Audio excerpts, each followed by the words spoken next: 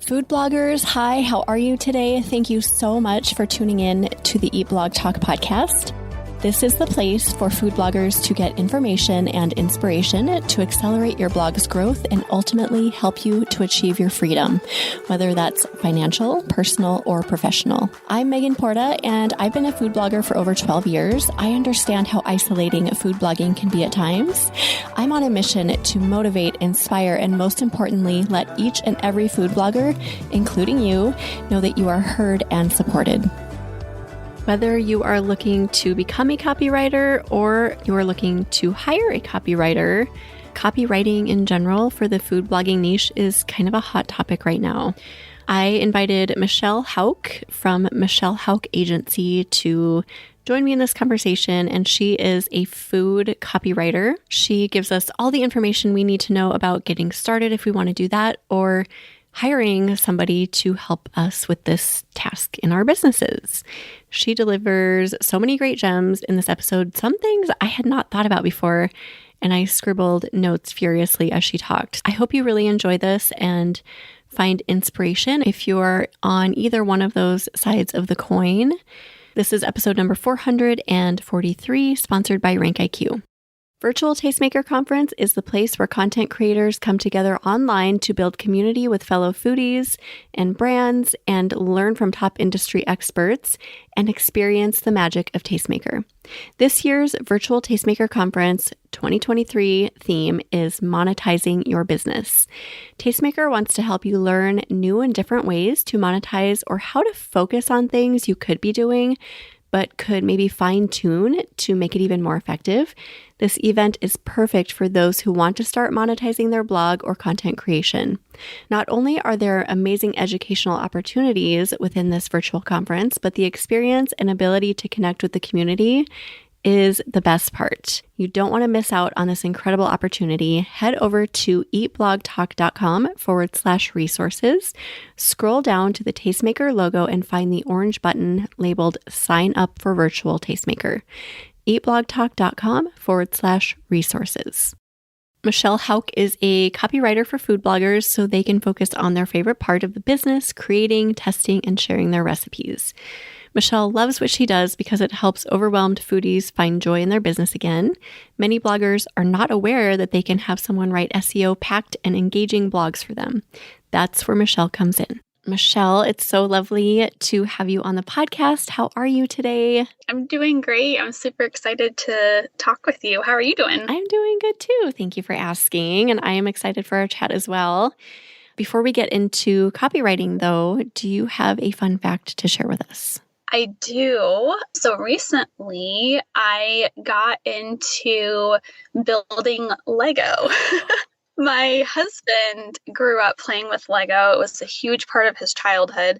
And I always just saw those random boxes of Lego bricks and not the sets that come together with all the pieces. And so he got me one maybe like 6 months ago. And I loved it. And so I have like a little Friends one that I put together. I just got a little Office set that I'm going to put together from The Office, the show. Yes. So that's my new little hobby. Okay. I don't know if you knew this about me, but my home is filled with Legos. My boys are obsessed with Legos. They have been. And I love it because it's like such a way to preserve childhood in a healthy way. And it's so good for their brains. We've spent a lot of money on, like, if you saw our Lego table, you would be like, people actually come into our basement and they're like, oh, like they gasp because it's like thousands upon thousands of dollars worth of Legos. But for me, it's like an investment in their creativity, and like someday we'll probably sell some of them, but it's such a good pastime. It's such a good hobby to have. And I'm so excited that you're doing that too. And the Office set, I've had my eye on that one. Yes, we were at the mall last week and my husband saw while we were walking past that they had it, and he's been looking for it for me. He wanted to surprise me with it, and he was like, we have to go in right now and get it. Oh, that's so cute. One of our favorites that our boys got a few years ago was the Seinfeld set. My youngest son and I ripped through the more appropriate shows on Seinfeld that, there are some that were not appropriate for him, but we watched a few of those more appropriate ones. And he fell in love and we got the set. And it's so funny. Like all the little jokes within the show are built into the Lego set. And like, yeah, like if you don't watch the show, you wouldn't get it. But you're like, oh my gosh, yeah. Yeah, they're very creative. And I'll have to send you a picture of, after I'm done here, I'm going to send you a picture of our Lego table. You will probably pass out. My husband will be jealous. He wants to have a Lego room. Oh, okay. So you'll have to show him, and yeah, he'll probably be very jealous then because wow, we have a lot going on. All right. So from Legos to copywriting, we're going to talk about copywriting today because that's what you do. You do copywriting for food bloggers so they can focus on their jobs. So do you want to start by just telling us about your experience as a copywriter and how you got into the food niche? Yes. So in 2020, when the pandemic happened, I think that was a pretty pivotal year for everybody. But I was driving a school bus at the time, so I was not working because there was no school.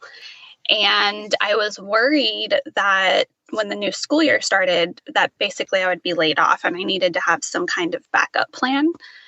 So I found a course online that taught me copywriting and how to set up my business and run it and how to communicate well with clients and just really showed how to do everything to build your own business. And so I just started that summer, July of 2020, and I started out in the dance niche because I grew up as a dancer. And so I felt like that was a way I could kind of give back to that community. But it was 2020 and they were struggling as well. So that wasn't really going as well as I had hoped. And then my mother-in-law started her own YouTube channel. And that was when I realized that food bloggers, it's not, there's so much for them to do. Like you just can't even run your own blog with just one person. You have to have a team to help you. So when she started her channel, I had debated in the beginning whether or not I wanted to do dance or food. And when she started her channel, that really showed me, okay, this is actually a need. People need help to run their blog and to not have it become their entire life. You know, you want a work-life balance.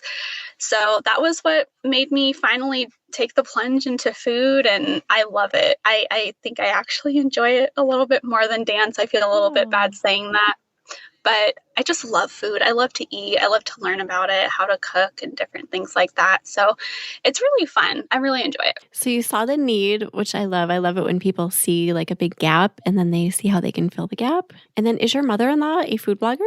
She started her YouTube channel and then she was trying to get the blog going. But right now she decided to focus more on the channel. Okay. But her blog is Debbie's Kitchen Corner. So cool. She's got some blogs up, but she is mainly right now focusing on the channel. Okay. So she kind of helped to inspire you to get into this niche. Yeah. That's really cool. And then would you mind talking about the difference between copywriting and content writing?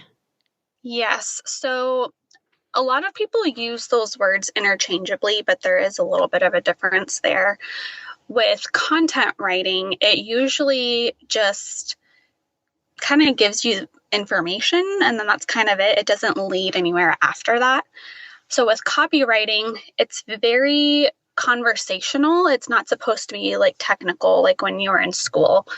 And there always should be a CTA or a call to action so that the purpose of whatever it is, whether it's an email, a blog, an Instagram post, it tells people what to do next. So sign up for this, join my email list, share my recipe, different things like that, that kind of moves them along the journey to wherever you want them to end up.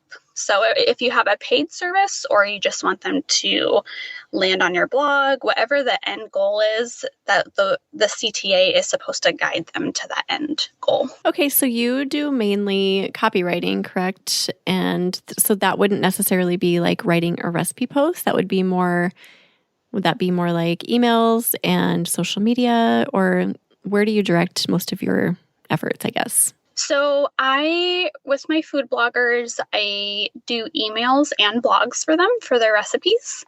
I use the emails to direct their community to the blog so that it increases traffic to their blog. And then that way they can get money through ads on their page. Yeah. And then, of course, if they have affiliate links, then I can include that in their blog. Kind of any way that they can make money, I try to link to that either in the email or the blog or both. So that way they're getting some kind of monetization from that. Okay, so you kind of do a little bit of everything.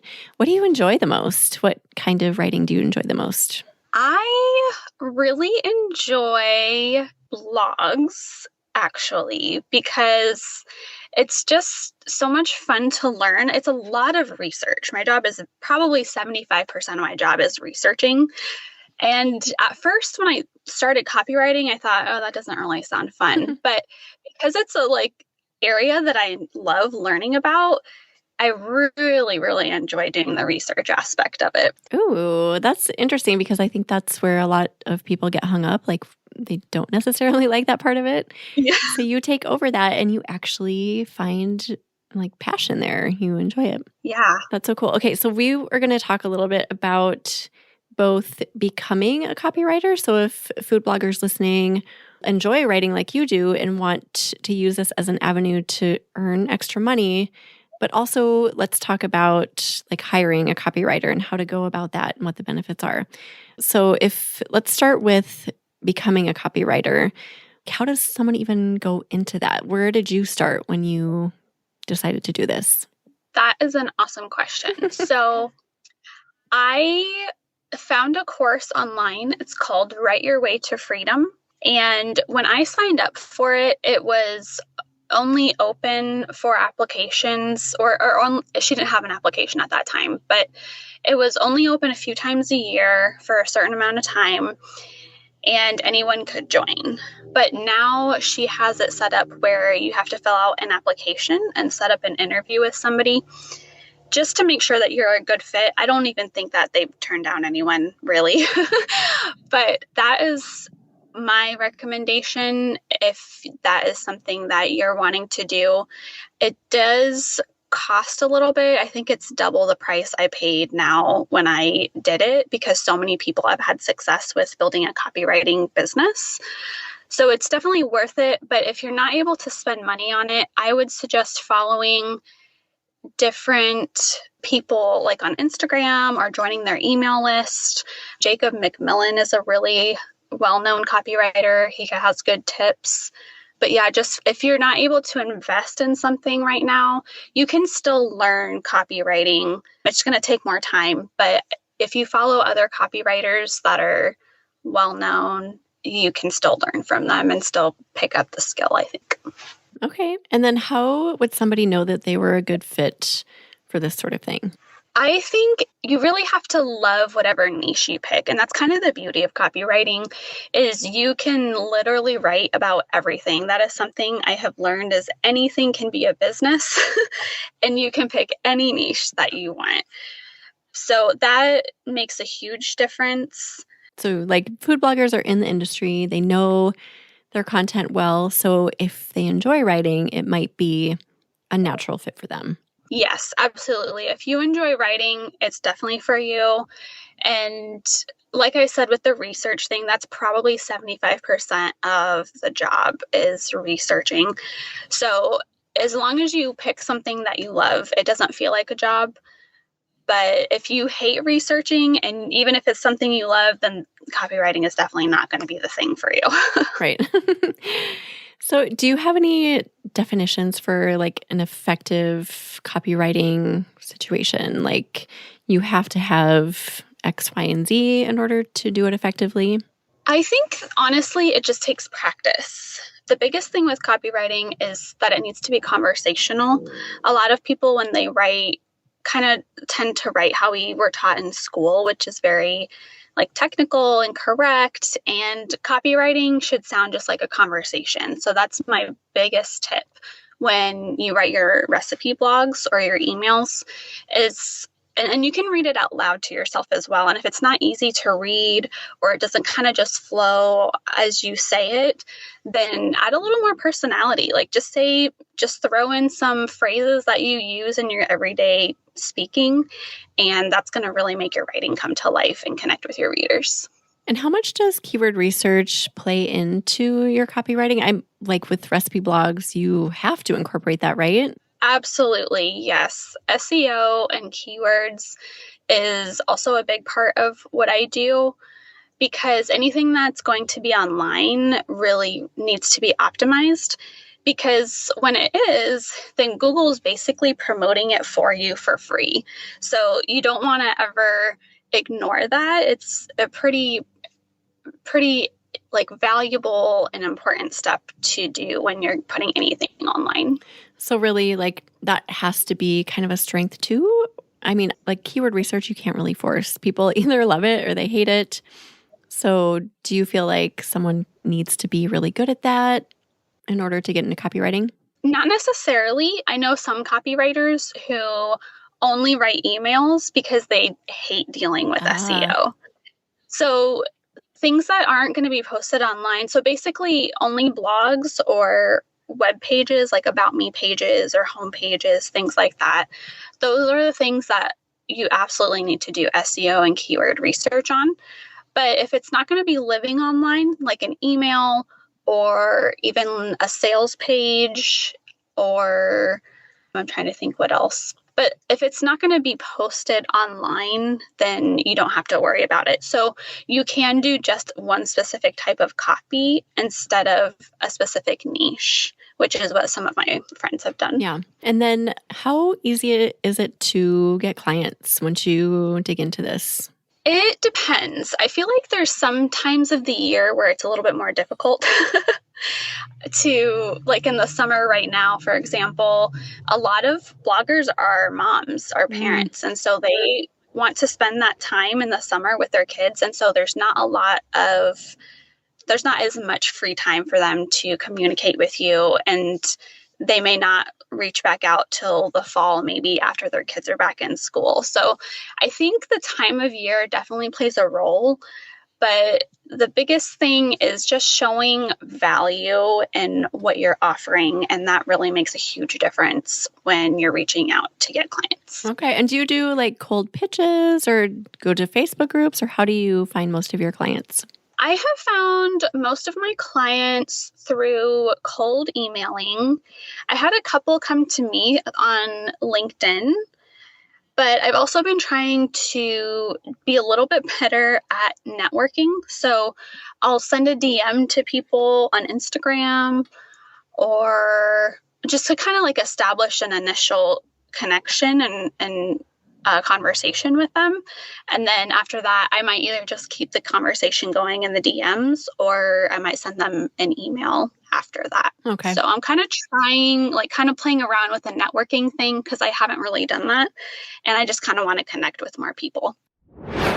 Hello there. Jumping in for a quick break to talk about RankIQ. I love this keyword research tool, and you've heard me talk about how much it has helped to grow my traffic on my food blog.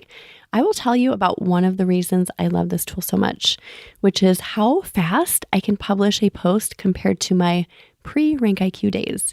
Why is it faster, you might be wondering? I don't do as much searching on the front end of deciding on a keyword, so I dig into the writing portion really quickly and with laser focus. Next, I dive into each post with confidence because each keyword has been handpicked by the creator of the tool himself. With other tools, I approach each keyword tentatively because I really don't know how each one will perform or whether it's going to produce a good crop of traffic for me. And last, the RankIQ optimizer is the best optimizer out there in my opinion. It provides very specific recommendations about content to include inside each post. This makes the writing process go really smoothly as the optimizer acts as my guide, leading the way to a comprehensively written post. Go to rankiq.com to sign up and check it out for yourself. Now back to the episode. Okay, anything else on that side of the coin? Just like things to keep in mind if somebody wants to do this? Any tips you have that we haven't talked about? I can't think of anything else. I mean, copywriting is it doesn't take very long to learn it. And that's a really nice thing, especially if you're at home. And if you learn it, you can also pitch your services to other food bloggers. I've seen some that have their own blog, but they also will write for other people as well. So if you enjoy writing and you enjoy the research, definitely for you. Yeah, definitely. Okay, now let's talk about the other side. So there are also a group of people, food bloggers specifically, who do not like writing. They do not want to get into this. And in fact, they don't even want to write for their own blogs because it just gets tedious for some.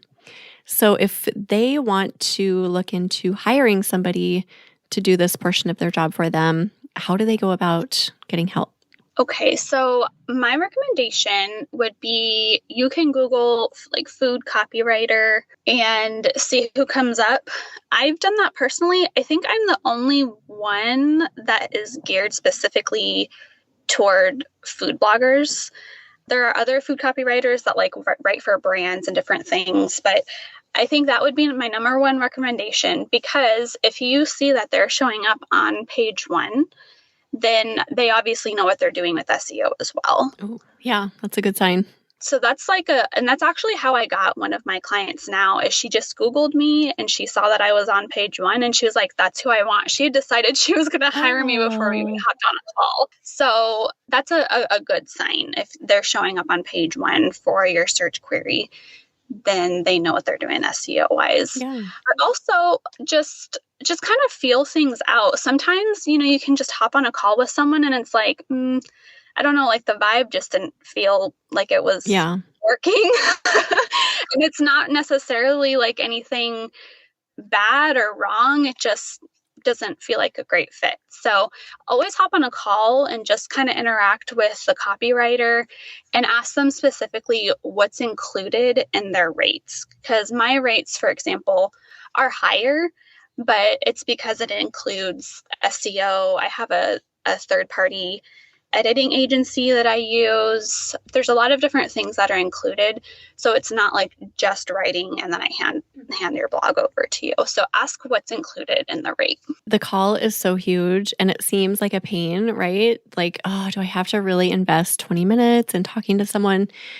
But those 20 minutes, no matter what you're looking for, like whether it's copywriting or someone to fill a seat in the mastermind group, like it is so worthwhile to invest your time in a call, because you're right. Like there's not necessarily anything wrong. Most of the time you just feel that the vibe isn't right. It's something that you can't even explain. Yeah. I feel like, when I had a job outside of the house, to me, it's just like working with other employees. Like you just want the environment to be positive and beneficial for both of you.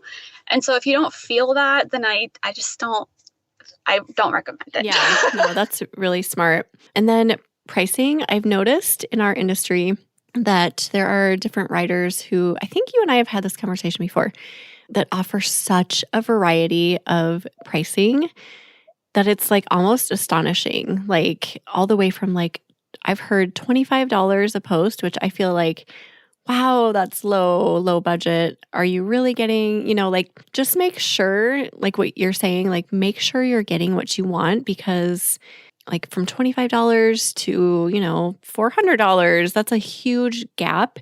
So just get really clear, right, on what they're offering, what is included in the pricing, are there different packages and all of that. Exactly. And I have packages on my website, but that's kind of like a starting point. Like if they don't need something, I'm not going to say, hey, let's do this just to take their money. I kind of do the packages based on what their needs are. Yeah. So even if what's on their website, you're like, oh, that's not really what I need, still hop on a call and just ask like, hey, I don't think I need these. I think I would like to do this instead. And they're probably going to do it. Yeah. So what do you why are people in the copywriting industry charging so little? I'm just perplexed by this. Like, is there offering just garbage? Like I heard some people in the food blogging space just talking about a handful of copywriters who were like $25 to $40 for an entire post, like keyword research, I think. And I'm like, what? I don't know how I feel about that. I am right there with you. I did have someone that came to me and she said, "Oh, your prices are very high." And I said, "Well, what was your previous copywriter charging?" And she said $35 a post. And the thing is, I usually do 4 blogs for one person, and I will spend the entire week working on their stuff. So let's say they do 4 blogs. That means I would make $100 for the whole week. Oh my gosh. Yeah. Like that's just that's not crazy. doable. And like you were saying with that specific person, I think she was using someone who was just like a stay-at-home mom and just was wanting to make a little extra money. But she wasn't including SEO. She wasn't including editing. She basically was just writing it and then giving it back to the blogger. Right. So yeah, even when I started out copywriting, my mentor recommended to me not charging less than $150. So I started out at $200. Yeah. And then now, I've been doing it for 3 years. So I have experience now. I have stats to back up what I've done for other people. So I charge a little more now. And I also started including uploading the blogs, which is another thing that I actually didn't intend to do that. But the more bloggers that I talked to, all of them were like, "Please, can you just put this on my website? Because I hate doing that." And then I was like, well, I don't want to do it either. But I started including it and I actually enjoy it now. Now it's just kind of like what I do on Fridays. It's just an easy thing to do for that day. Yeah. No, that's awesome because that gets a little tedious as well. Yeah. Not only is it an issue where it's like, why are you charging so little? How quality is this sort of thing? Like if you're at the store and you see 2 products and one is like crazy cheap, you kind of wonder like what exactly, like how good is this? You know what I mean? And so it's that piece of it, but also for the writer charging $35 for all of the work they're doing, like I want them to be more valued. Like unless they're just like throwing garbage out in 30 minutes and not really putting love into it and energy, if that's what they're doing, fine. But if they're actually taking time to curate this blog post for you and do keyword research and whatever else, like I want to pay you for that time. I don't want to pay you $35, It's like, I don't know. There's those 2 sides that really kind of get under my skin a little bit. Like charge more, charge what you're worth. Yes, I'm so happy that you're saying that because like I said, SEO is really a big reason why I charge so much because that's like a big value for bloggers because it's very competitive in our niche. There's a lot of bloggers, and so to get on page 1 for that specific recipe, it's pretty competitive. So you need to have good SEO and keyword research in your posts. And I feel like that's what makes copywriting so valuable and why you should ask if that's included. Definitely. I wanted to say real quick, I'm wondering too, if now with AI coming out, or it's been out for a while now, that now probably those people that are charging $35, they probably are just going to AI and being like, "Hey, write a blog about this." And I definitely don't recommend that because if there's any facts in it, they are not accurate. Yes. And it doesn't add personality. Right. And it doesn't know your voice. Like even if there were some personality, it wouldn't be specific to you, to that specific blogger. I'm so glad you brought up the AI thing because I think that's been a point that has maybe kept food bloggers from hiring copywriters because I think it's something we're afraid of. Like what if they do that? Yeah. And maybe that is why some charge so little. But is that something upfront that you feel like we should be asking? Yes. So I think AI is helpful. It's great for like if I have writer's block and I'm like, oh, I just need ideas. I don't know what to put. So I kind of use it myself for ideas or headlines, different things like that. But I do not recommend at all just using whatever AI spits out because like I said, it's not in your voice, so it's not going to connect with your specific community and your readers. And it doesn't always give accurate information. No, it is not always accurate. I shouldn't say it doesn't always. It doesn't. It doesn't, right? I have the funniest example. Someone in my mastermind group, she was using AI to just generate like a caption or something for social media, which I think is harmless, like whatever. But writing a blog post, I totally agree. You shouldn't just like, oh, I'm going to take whatever you give me AI and use it. Yeah. But I think it was for like deviled strawberries. So strawberries that have been kind of hulled out, and then you put like cream cheese in them for like a sweet appetizer. Like write a description for this. And the description was so funny. It said something about, strawberries with the cream cheese and the texture, very reminiscent of the flavor of deviled eggs. Oh my gosh. I'm like, oh my gosh, can you imagine if you didn't read through that and you put that on Pinterest or something, and people are like, wait, what? Like eggs and strawberry? Like what? So you cannot trust AI. It's getting better, it feels like. It's getting smarter, but it's not a human. You can't entirely trust it. So just be really careful, right? Yeah, exactly. Even with emails, I had a family member, a friend, that is launching a new meal plan. And she wrote her emails for it, and she's like, hey, and she told me ahead of time that, oh my gosh, did you know ChatGPT does all this stuff? And I was like, yeah, but don't use what it says word for word. Like that's okay to like start off with, but you need to put your own spin on it. And so she was super excited about the emails, and she sent them to me. And I told her, I said, I can absolutely tell that you use ChatGPT to write these. Oh. So I told her she could go ahead and use them. It's a good starting point, like get the meal plan launched. But I was like, I would go back and like add in some personal stories or, different things like that, so that it sounds more like you and more personal, and it's going to connect better that way. Yes, for sure. Like people know when you read something that's been completely AI written, there's not a human behind it. Yes, exactly. So one of the messages I'm hearing is like, just don't skimp on copywriting, because this is a really important feature element of your business, and people need to have that good writing to connect with the users, don't you think?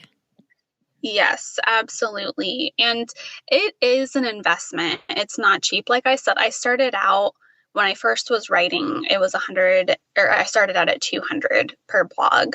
And so if you're a newer blogger, it is extremely overwhelming to think about paying that much, 4 blogs a month. And it just can be a little bit daunting at first. But whenever you're at a point where you're able to, the other thing, the like flip side of the coin is that if you're paying somebody else to write all of that for you, then that means you can use that time to spend more time with your kids, or maybe put out double the amount of recipes, because now you have more time to test recipes and to get new recipes put together, or I don't know, go on a trip or whatever you want to do. Like that kind of frees up your time. So it is an investment, but it frees up your time, and you know that it's going to be done correctly and most effectively for you and your business and your blog. I love that. I'm so glad you said that. And I think a good way to kind of test that out is to do a time log and see how much time you're spending on writing each week, and then take that time and imagine, like maybe it's 6 hours, maybe it's 12 hours. Imagine what you could do with those extra hours in reinvesting them in your business in other ways that actually light you up, right? Exactly. Yeah. Yes. Yeah, this is such a great conversation. Is there anything we've missed, Michelle, either on the side of launching into becoming a copywriter or hiring a copywriter to take over that part of your business? I think we covered it, and I'm happy that we talked a little bit about AI too. Yes, me too. I didn't have it in my notes, so I'm really thankful that you brought it up, because it's an issue, not an issue. It's a piece of our reality right now, right? Yeah, it's a hot topic for sure. It is a hot topic. There you go. Well, thank you for all of this. It was so good to chat with you. And I know I have a few points that I was like, oh, yeah, like that was really good. Some really good nuggets thrown in there. So we appreciate you, Michelle. Thank you so much. I'm so happy that I was able to share a little bit. Hopefully it helps your community. For sure. Do you have either a favorite quote or words of inspiration to share with us? Yeah, so I have two. I can never decide which one is more my favorite because I love them both. But one is done is better than perfect. Growing up as a dancer, I have had to learn to kind of let go of that perfectionism and thinking everything needs to be perfect. Just do it. And my other quote is do it scared, because it's scary to start something online and to put yourself out there and you kind of don't really know what you're doing. You're kind of learning as you go. So it doesn't need to be perfect, and just do it scared, and you will learn and grow and improve as you continue working at it, but you can do it. I don't think there are two better quotes to deliver to food bloggers, because those are things that we really get hung up on. So that was absolutely perfect, Michelle. Thank you. We'll put together show notes for you. If you want to go to eatblogtalk.com/Michelle Hauck, and I'll spell that out just in case, Hauck. So you can go to those show notes to find everything out about all the points we talked about today. But Michelle, I would love for you to kind of tell people about your business. If anyone is interested in exploring possible copywriting services through you, how do they do that? So you can go to my website, michellehauckagency.com. And there is an application on there that you can fill out. You can also always send me an email, which my email is michelle@michellehauckagency.com. And either one of those ways, I will get back to you within 2 or 3 days, depending on, if it's a weekend or not. Yeah. Awesome. And yeah. And do you have openings currently for new clients? I do, yes. And I also just launched a VIP offer, and that is for sales pages or sales emails. That's more if you have like a course or a mastermind or a retreat that you're planning. That's more for those kinds of things. Or if you have a service, if you're doing like coaching or something, then the sales page VIP offer would be great for you. But I also have my food blogger packages as well. Awesome. Yeah. And then how do we find that VIP offer? So that is also on my website. You can actually apply on my website. There's also a link in my Instagram bio. So you can apply either one of those ways, and then I'll get back in touch with you. All right. Sounds good. Everybody go check out Michelle's site and offerings. And again, thank you so much for being here, Michelle. And thank you for listening, food bloggers. I will see you in the next episode. Food bloggers, real quick, want to hop in to tell you about an exciting opportunity for all of you travel lovers out there. A lot of you foodies are also big on exploring our country. If you plan on exploring New York City anytime soon, this might be a great opportunity for you. And if part of your audience relates to travel, they could benefit from this as well. The New York City Borough Pass is the best way to experience the unique cultures and stories of New York City. This sightseeing pass for sustainable cultural travel provides access to a diverse roster of attractions, tours, and performing arts venues in each of the 5 boroughs of New York City. Like the Alice Austin House Museum, where you can explore the life of the LGBTQ icon, or the 250-acre New York Botanical Garden that houses over 1 million living plants, or the City Reliquary Museum with its quirky and hyperlocal New York City collections. The best part? Eat Blog Talk listeners receive a 10% off of 1, 3, 7, and 90-day options with the code EATBLOGNYC, so you can choose the perfect duration for your adventure in the city. What are you waiting for? Get your New York City Borough Pass today and discover the beauty of the people and places that make New York City one of the world's most vibrant and exciting destinations. Go to nycboroughpass.com to get yours now. nycboroughpass.com. Use code EATBLOGNYC. Thank you so much for listening to this episode of Eat Blog Talk. Please share this episode with a friend who would benefit from tuning in. I will see you next time.